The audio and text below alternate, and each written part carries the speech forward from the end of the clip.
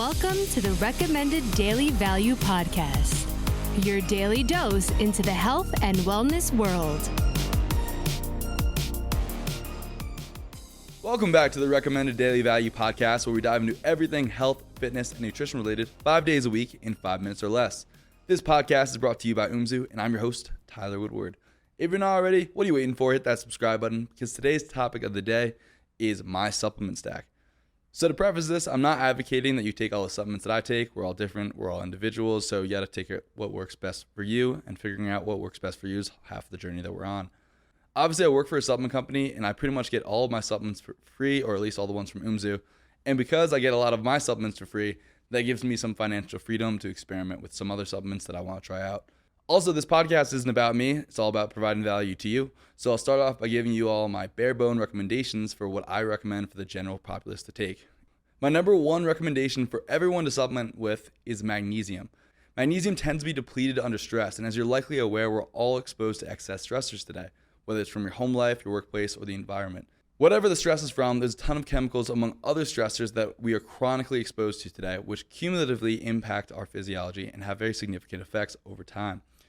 Additionally, many of us are not getting enough magnesium from our food, so we end up short on magnesium or deficient in it, at least to some degree. So I pretty much religiously take our daily magnesium and also take magnesium bicarbonate water from Crucial 4's magnesium hydroxide. When it comes to magnesium, you want to avoid magnesium citrate or oxide, but pretty much all the other forms are fine, like threonate, taurate, glycinate, malate, etc. Number 2, collagen. If you're not aware, about 50% of the protein in animals is collagenous protein. This includes protein from bones, joints, hair, nails, etc. But very few people today are actually eating these collagenous meats anymore. This includes things like chicken foot noodle soup, organ meats, bone broth, the list goes on. These were all commonplace foods for our not so distant ancestors, but very few people are eating these foods today. As a result, many people are not getting enough of the amino acids that are predominantly found in these collagenous meats like glycine, proline, and hydroxyproline, all of which are extremely beneficial in the body. Number 3 and number 4, vitamin E and vitamin K. These are both essential nutrients that I don't think we are getting enough of. Vitamin K, specifically as K2, is mostly found in organ meats and certain fermented foods like natto. Vitamin E, on the other hand, is more readily found in foods, but the issue is that vitamin E is depleted by foods high in the polyunsaturated fats. And many people are eating or have eaten way too many of these polyunsaturated fats, from things like fried foods, vegetable oils, or fatty fish. Last but not least, I highly recommend a B vitamin complex. Many people can benefit extremely from some additional B vitamins in their day-to-day routine. There's a number of things that can deplete B vitamins like pollutants, alcohol, on top of our general metabolic requirements for it. Thiamine, or B1, is necessary for burning glucose for fuel and is needed for general metabolism as well. And I honestly feel incredible when I take a good B vitamin complex. So if I were only going to take a handful of supplements, that would be it. But here's some of the other things that I mess around with. A lot of times I add our bone broth to food when I cook with it. Sometimes I'll take vitamin D at night.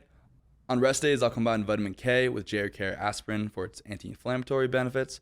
And recently, I've been messing around with boron, shilajit, and branched-chain amino acids for their potential testosterone-boosting benefits and a little bit their dopamine-boosting benefits. Plus, if you can't tell, I enjoy a lot of coffee and often enjoy our ZBrew and Miracle Morning supplements. That gets me energized and ramped up for the day. So to wrap up our 100th episode, we're doing a giveaway on our Instagram channel where you can win all the Umzu supplements I listed here, plus some more.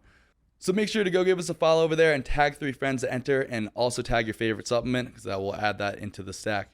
And I just wanted to thank you all for tuning in to Recommended Daily Value, or as we call it, RDV. If you didn't know, RDV basically started 2 years ago with me just writing long form captions to Instagram posts. So it's been a real pleasure to bring you all this type of content in a form that's much more accessible to people today. And I hope you guys all really enjoy it and get something out of these episodes.